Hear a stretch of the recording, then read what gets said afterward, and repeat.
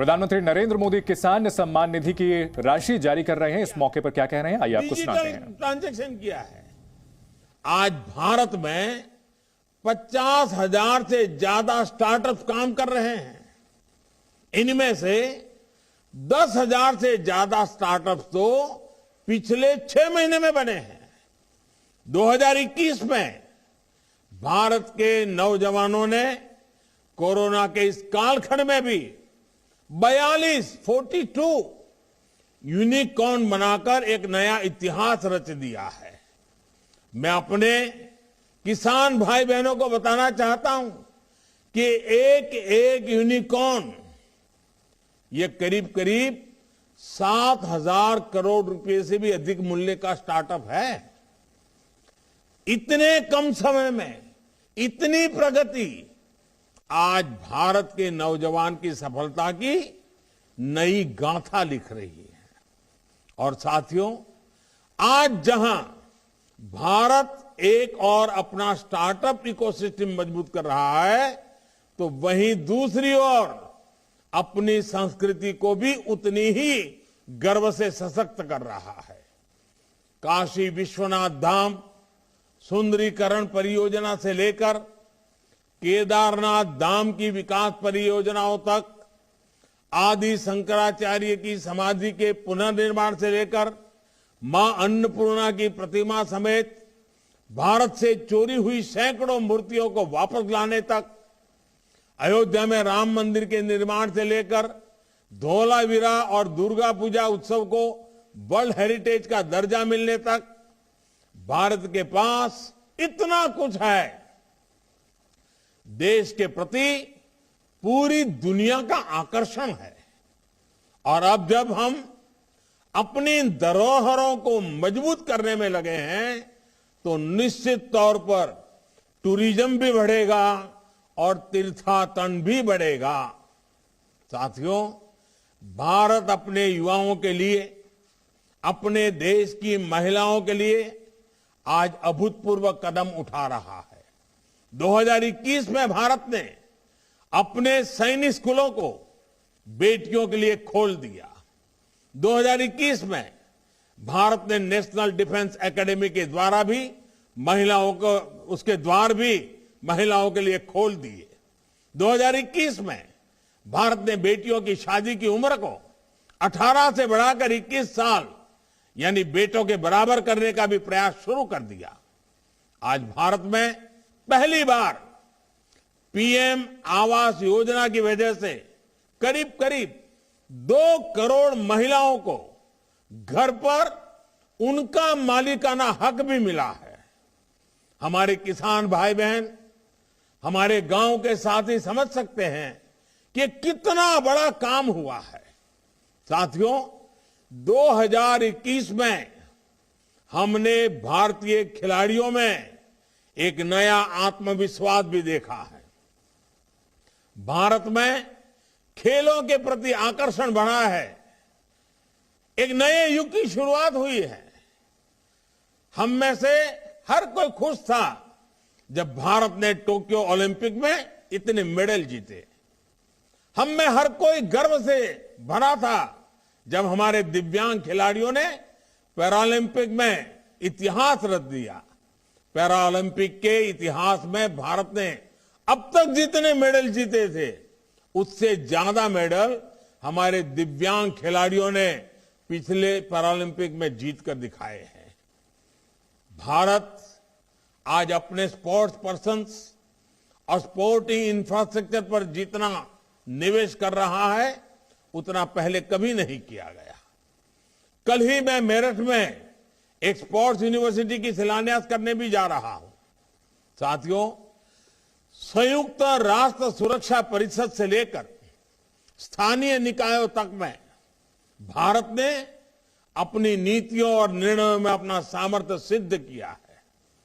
भारत ने 2016 में यह लक्ष्य रखा था कि वो साल 2030 तक अपनी इंस्टॉल्ड इलेक्ट्रिसिटी कैपेसिटी का 40% नॉन फोसिल एनर्जी सोर्स से पूरा करेगा। भारत ने अपना ये लक्ष्य 2030 का जो लक्ष्य था वो नवंबर 2021 में ही प्राप्त कर लिया। क्लाइमेट चेंज के खिलाफ विश्व का नेतृत्व करते हुए भारत ने 2070 तक नेट जीरो कार्बन एमिशन का भी लक्ष्य दुनिया के सामने रखा है। आज भारत हाइड्रोजन मिशन पर काम कर रहा है, इलेक्ट्रिक व्हीकल्स पर लीड ले रहा है।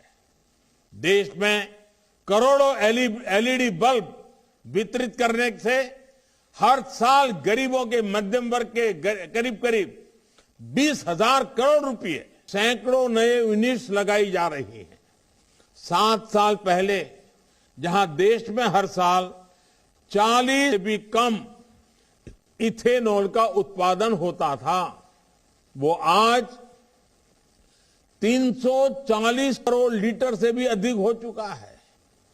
साथियों, आज देश भर में गोवर्धन योजना चल रही है। इसके माध्यम से गांव में गोबर से बायोगैस बनाने के लिए प्रोत्साहन दिया जा रहा है। बायोगैस का उपयोग बढ़े, इसके लिए भी देश भर में प्लांट लगाए जा रहे हैं। इन प्लांट से हर साल लाखों टन उत्तम ऑर्गेनिक खाद भी निकलेगी, जो किसानों को कम दाम पर उपलब्ध रहेगी। जब गोबर का भी पैसा मिलेगा तो ऐसे पशु भी बोझ नहीं लगेंगे जो दूध नहीं देते या जिन्होंने दूध देना बंद कर दिया है। सब देश काम आए, कोई बेसहारा ना रहे, ये भी तो आत्मनिर्भरता ही है। साथियों, पशुओं का घर पर ही इलाज हो, घर पर ही कृत्रिम गर्भाधान की व्यवस्था हो, इसके लिए आज अभियान चलाया जा रहा है। पशुओं में फूट एंड माउथ डिसीज, खुरपका मुंहपका के नियंत्रण के लिए भी टीकाकरण मिशन चल रहा है। सरकार ने कामधेनु आयोग का भी गठन किया है। डेयरी सेक्टर के इंफ्रास्ट्रक्चर के लिए हजारों करोड़ रुपए का विशेष फंड बनाया है।